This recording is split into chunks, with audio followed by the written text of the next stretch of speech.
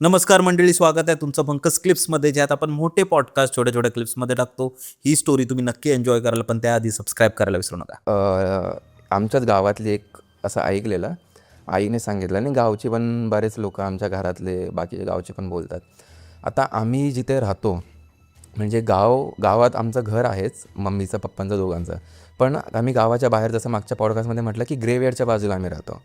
पहिले सरकारने जी घरं बांधून दिलेली एक 10-15, त्यातल्या एक घरात आम्ही राहायचो. तिकडनं शिफ्ट होऊन म्हणजे तिथे टेम्पररी राहायचो, कारण इकडे बाजूला आम्ही घर बांधत होतो. म्हणजे आमच्या घरातले मामा मावशी वगैरे घर बांधत होते.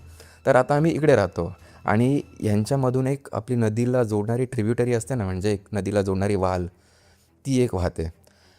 तर ह्या वालेमध्ये आता तिथे एक पूल तर आहेच, म्हणजे नक्कीच पूल असायलाच लागणार का तो रोड जातो. पण आधी कसं झालं, जेव्हा 2000 आपला किती 5 का 6ला काहीतरी पूर आलेला ना, 2007ला. तर तेव्हा झालं कसं की त्याच्या आधी जी वाल होती तिथे पहिला एक पूल बांधायला घेतला. पहिला तर नुसता मातीचा रस्ता होता. मातीच्या रस्त्यावरून त्या गावच्या आपल्या माहिती आहे ना, गोल गोल असे त्या मोरी असतात मोठमोठे आपले याचे. तर त्या मोरीवाला तिथे नॉर्मल मातीचा पूल तो एक वाहून गेला. त्याच्यानंतर एक आपला सिमेंट कॉन्क्रीट वगैरे त्या टाईपचा सरकारकडून एक पूल बांधण्यात आला तिकडे. तो सुद्धा थोड्या टायमानंतर वाहून गेला. निमित्त मात्र काहीही असो, की म्हणजे पावसाच्या पाण्यामुळे किंवा जे काय असेल नॅचरल कॅलॅमिटी किंवा नॉर्मल पावसातसुद्धा वाहून गेला. तर मला वाटतं तिसरा पण एक परत तो जो तुटला ना, त्याच्यानंतर तिसरा परत इकडे त्यांनी बांधायला घेतला पूल. तर तो सुद्धा बांधून होत नाही, म्हणजे राहतच नाही. तर मग त्यांनी जागेचं बघितलं आणि हे आताच नाही, हे खूप वर्षांआधीचं आहे.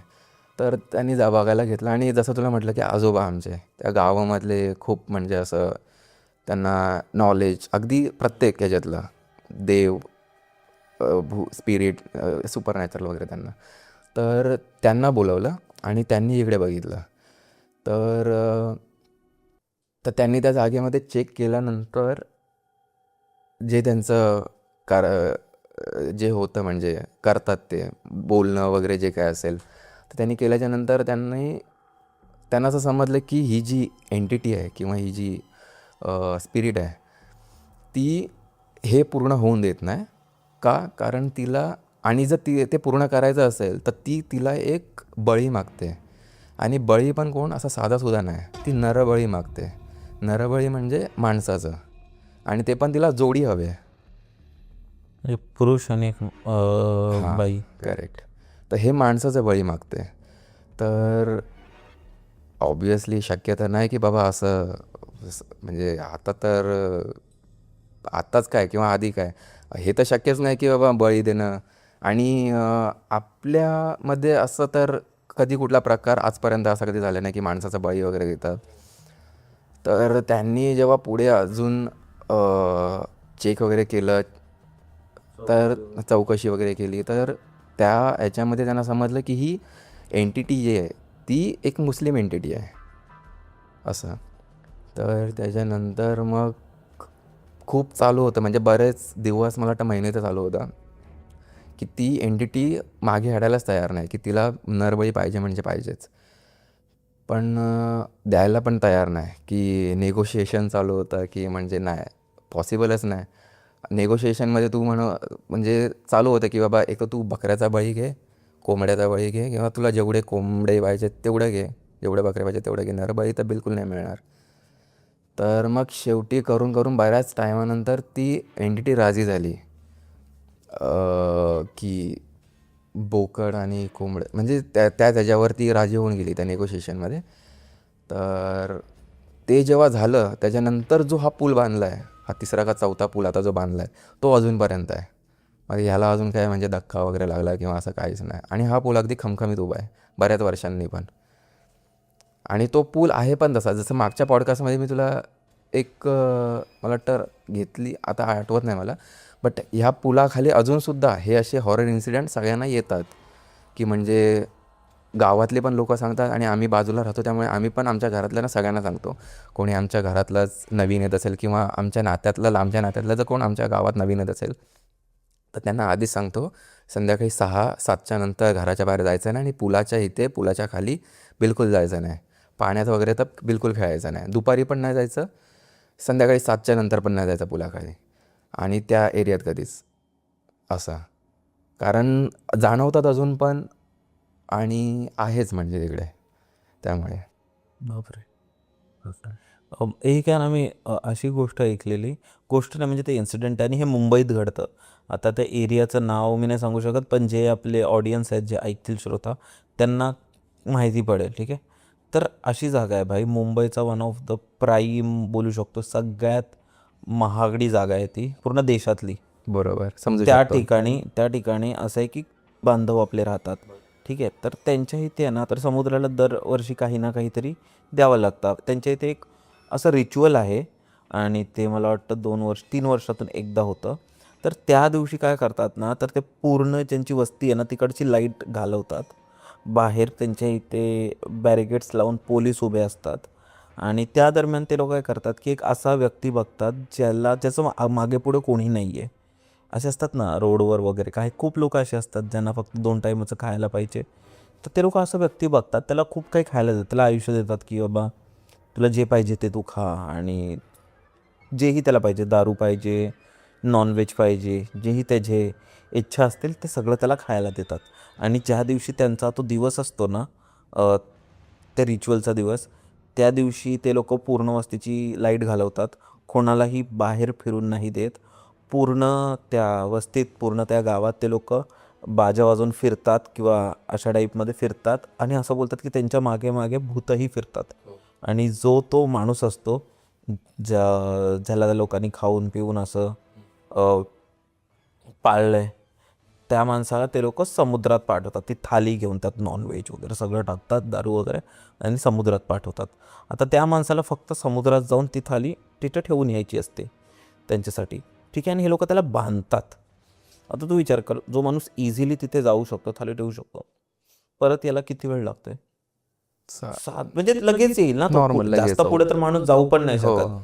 तो फक्त जोपर्यंत अंग आहेत, म्हणजे बोलतो छातीपर्यंत तोपर्यंत पुढे जातो, ठेवत असेल आणि येत असेल. तू विचार करशील बांधण्याची काय गरज आहे, पण तू जसंच तिथे थालीत ठेवतो ना, इथे जवळजवळ 10-15 खूप लोक त्याला खेचतायत, पण माहिती नाही का, पण तो परतच येऊ नाही शकत. का? कारण दुसऱ्या बाजूनी त्याला भूतं खेचत असतात. करेक्ट.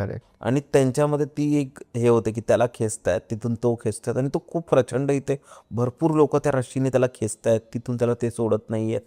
आणि एक त्यांच्यात ते वॉर टाईप ऑफ काहीतरी होतं, आणि फायनली मग खूप लोक मिळून त्याला इथे बाहेर काढतात. तर खूपदा असं होतं की तो माणूस जातो एकतर, आणि जरी तो परत आला ना, खेचून परत काढलं ना, तर तो माणूस जास्तीत जास्त 3 वर्ष, 5 वर्ष, जास्त आयुष्य त्याचं राहत नाही. तो इव्हेंच्युअली तो माणूस जातोच, पण तोपर्यंत हे लोकच त्याची काळजी घेतात. तर असं म्हटलं जातं की जो समुद्रात जे आहेत तसे नेगेटिव्ह एनर्जी असतात त्यांच्यासाठी ते आहे. पाण्यातल्या निगेटिव्ह एनर्जी खूप जास्त पॉवरफुल असतात. आणि हे मुंबईसारख्या ठिकाणी अजून होत आहे. का होतं आहे? कारण आपले आहेत ना, म्हणजे आपण एवढ्या वर्ष राहतोय, एवढे वर्ष आपले पूजापाठ झाले किंवा काही ना काहीतरी वेगवेगळे रिच्युअल झाले, तर ते आहेत. तसं बरोबर. तेच आता मी जी ही सांगितली पुलाची स्टोरी, जी एंटिटी वगैरे, तर ते म्हणजे त्याच्यानंतर म्हणजे कनेक्टिंग एक पार्ट जो राहून गेला किंवा त्याच्या कनेक्टिंगमध्ये, की त्याच्यानंतर म्हणाले की ही मुस्लिम एंटिटी आली कशी गावामध्ये. म्हणजे जसं आता म्हटलं ना की कोकणात आपणच असं पहिले नाही, आता याच्या आधी खूप सिव्हिलायझेशन झाल्या आहेत. मग त्या कदाचित त्या लढायांमध्ये जे काय डेथ वगैरे झाली असेल, ज्या लढाया झाल्या, ज्याच्यात जे मेले, काय काय त्यांच्या जे राहिलं असेल ते असतील त्यांच्यातला कदाचित. कोणी ते येऊन मेला. हां. आता आमच्या इकडनं पावगड जवळ आहे. पावगडची लढाई, पावगडच्या पायथ्याशी अफजलखानला मारलेला, किंवा ज्या लढाया आजूबाजूच्या आपल्या सह्याद्रीच्या कडेकपारात झाल्या आहेत, तर तिकडे सुद्धा भयंकर म्हणजे असं युद्ध वगैरे झालं आहे, बरेचसे मेलेले आहेत. किंवा त्याच आपण एक कनेक्टिंग असं म्हणतच नाही की मी हेच असू शकतं किंवा हेच ह्याची असेल, पॉसिबिलिटी आहे. याच्या आधी सुद्धा सिव्हिलायझेशन झाल्या, त्यांच्या त्या टायमापासून पण सुद्धा काही काही असू शकतात. ते असं असू शकतं की कारण की आपल्या सह्याद्रीच्या ह्या जंगलांमध्ये किंवा डोंगरांमध्ये आपल्या कोकणा साईडला जास्त असं अनुभव काय येतात. कारण बघायला गेलं तर आपल्या इकडनं अगदी रायगडपासून म्हणजे छत्रपतीचं कल्याणच्या आपल्या ह्या दुर्गाडी किल्ल्यापर्यंत पण त्यांचे झालेलं आहे, म्हणजे तो येऊन गेलेले आहेत ते. पण खास करून आपल्या रायगड, रत्नागिरी, सिंधुदुर्ग हा पूर्ण पट्टा असा, त्याच्यानंतर मग खालचा निजामशाही, आदिलशाही, हे सगळे कनेक्टेड होते. त्यामुळे जो समुद्र किनाराचा जो भाग आहे आपल्या कोकणाचा, तसं म्हणू शकतो की म्हणजे तिथून कोणतरी आलं असेल. हां, असे असू शकतात ना, की म्हणजे मेलेत, युद्धामध्ये मेलेत किंवा असे ह्याच्यात त्याच्यात डेथ झाली असेल असं. मग काय केलं मग त्याला बोकड वगैरे देऊन मग हां, त्याला शांत बोकड वगैरे केलं? ते देऊन त्याला करून टाकलं शांत. बट तो अजून तो एक जो पॅच आहे तो अजून हॉन्टेड म्हणजे त्या टाईपच आहे. आम्ही पण तिकडे बऱ्याच जणांना जायला मना करतो. इवन आम्ही त्या ह्याच्यामध्ये वालेमध्ये, कारण ती वाल जिथे अशी थोडी वरती गेलो ना, की एक वरती असा म्हणजे त्या एरियाचं नाव आहे, म्हणजे तिकडे तो वाघाचा असा एक एरिया आहे जिकडे वाघ असा वावरतो. आणि त्यामुळे मग तो अजून थोडासा म्हणजे वाघाचा प्रेझेन्स असल्यामुळे तो थोडासा एक शांत पण राहतो आणि त्याच्यासोबत हा एक या गोष्टीमुळे हॉन्टेड असतो. त्यामुळे आम्ही तिकडे जायलाच म्हणजे नाही बोलतो, कोणीच जाऊ नका. आणि आम्ही पण मोस्टली असं कधी वाटलं की मग नाही जात.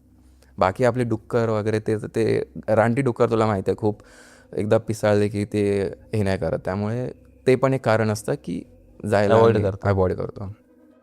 आणि जसं आपण कनेक्टिंगच जर सांगायचं म्हटलं तर ह्या अशा ठिकाणी आपण म्हणतो की बाबा कोणी जाऊ नये. आता जसं मागे पण मी तुला म्हटलं की काय काय असतात की नको जाऊ म्हटलं तर ते मुद्दामून जाणार मुद्दामून जाणार. किंवा इकडे हे एंटर करू नका, हे करू नका, तर ते त्याच्या उलट जाऊन अजून तिकडे ते करणारच, मस्ती करणार, मग तिकडे अजून हुल्लडबाजी करणार, हे ते करणार. ते ॲक्च्युली करायचं नसतं, कारण त्यांचासुद्धा तुम्ही आदर करा ना. तुम्ही भले त्यांच्या एरियात जरी गेलात ते तुम्हाला जरी काय करणार नसतील, पण तुम्ही जर त्यांचा असा अनादर करून किंवा त्यांचा काय म्हणतो आपण आपल्या भाषेमध्ये अपमान करून किंवा त्यांना असं उलटं वेडं-वाकडं काहीतरी करून, ते सुद्धा पर्सनली त्यांना की बाबा मी दाखवणार, मी कोण आहे, मी भूताच्या जागी जाऊन दाखवणार की बघू भूत आहे की नाही, बघतोच मी. तर ते त्यांना पण नाही ना आवडणार. आता आपल्या घरात जेव्हा आपल्याला येऊन कोणी म्हणालं की बाबा कोण आहे तू, काय करणार तू, तर आपल्याला नाही आवडणार. आपल्याला नाही आवडणार. तसंच त्यांचं आहे ना, त्यांच्याकडे तर पॉवरसुद्धा आहेत असं आपण म्हणू शकतो. मंडळी, जर तुम्हाला ही स्टोरी आवडली असेल तर डिस्क्रिप्शनमध्ये आम्ही पूर्ण एपिसोडची लिंक टाकलेली आहे, तो चेकआउट करायला विसरू नका. त्यात अशाच प्रकारच्या भरपूर स्टोरीज अवेलेबल आहेत आणि हां, सबस्क्राईब करायला विसरू नका.